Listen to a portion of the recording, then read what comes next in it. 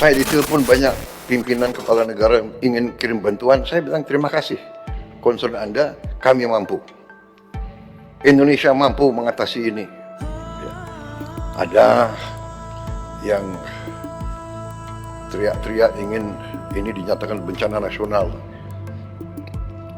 Kita sudah kerahkan, ini 3 provinsi dari 38 provinsi. Jadi situasi terkendali. Rumah terendam lumpur, kain putih berkibar. Jika negara hadir, mengapa rakyat masih mengibarkan bendera putih?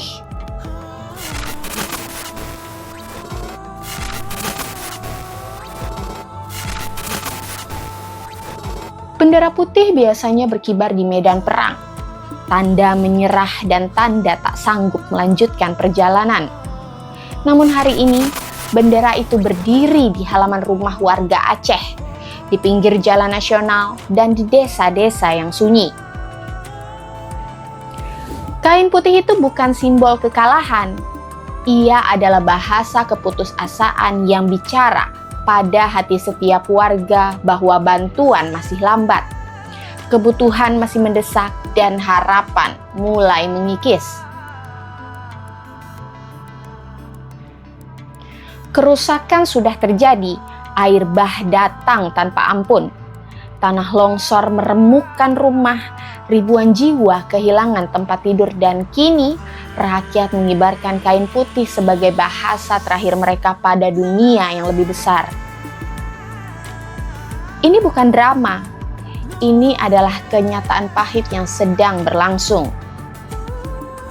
Banjir bandang dan longsor yang menghantam Aceh, Sumatera Utara, dan Sumatera Barat sejak akhir November telah menelan banyak korban jiwa. Data resmi terbaru menyebutkan jumlah tewas sudah melewati angka ribuan di 3 provinsi itu. Aceh menjadi satu yang paling parah terdampak. Ribuan warga tewas, puluhan ribu rumah rusak berat hingga ringan, ratusan ribu warga mengungsi dan kehilangan mata pencarian.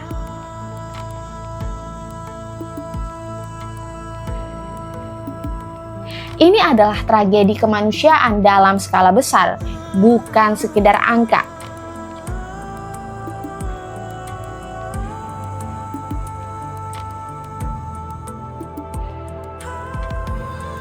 Di banyak desa terdampak, masalah utama bukan hanya air bah. Masalahnya adalah apa yang terjadi setelah air surut. Persediaan beras menipis, air bersih sulit diakses. Listrik belum stabil, akses jalan pun terputus. Sebagian desa hanya bisa dijangkau lewat jalur udara ataupun sungai. Sebagian lain menunggu bantuan yang tertahan di gudang karena jalur distribusi yang rusak. Di atas kertas negara tidak diam. Pemerintah menyiapkan dana darurat nasional. Dana siap pakai BNPB tersedia. Kementerian Sosial menyalurkan bantuan logistik. Pemerintah daerah mengeluarkan dana tak terduga. Pemerintah pusat menyatakan respon dilakukan secara nasional dengan alokasi dana yang besar. Namun masalahnya bukan sekedar ada atau tidak ada anggaran. Masalahnya adalah kecepatan jangkauan dan prioritas. Anggaran bisa tersedia, tetapi jika distribusi lambat, jika komando terfragmentasi, jika desa terpencil menjadi prioritas terakhir, maka bagi warga, angka-angka itu tidak terasa nyata. Yang terasa hanyalah hari ini makan apa, dan besok bagaimana bertahan.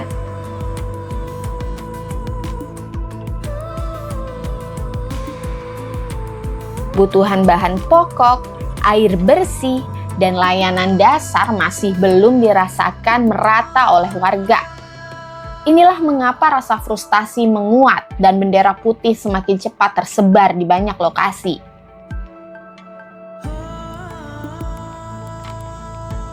Sejumlah pengamat kebencanaan menilai apa yang terjadi di Aceh adalah contoh klasik ketimpangan antara kebijakan makro dan realitas mikro. Menurut mereka, Indonesia kuat dalam mengumumkan respons, namun sering terseok dalam memastikan bantuan terakhir benar-benar sampai ke tangan warga paling rentan. Penting untuk dipahami, bendera putih ini bukan perlawanan terhadap negara. Justru sebaliknya, ini adalah panggilan paling jujur kepada negara. Karena saat semua saluran formal tak terdengar, rakyat menggunakan bahasa paling universal, bahasa visual, bahasa keputusasaan.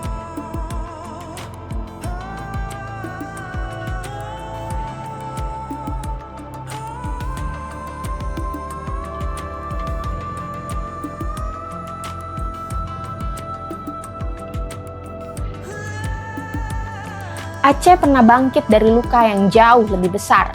Tsunami mengajarkan bangsa ini tentang solidaritas dan kehadiran negara. Hari ini, ujian itu datang kembali, namun dalam bentuk yang berbeda, dengan pesan yang sama.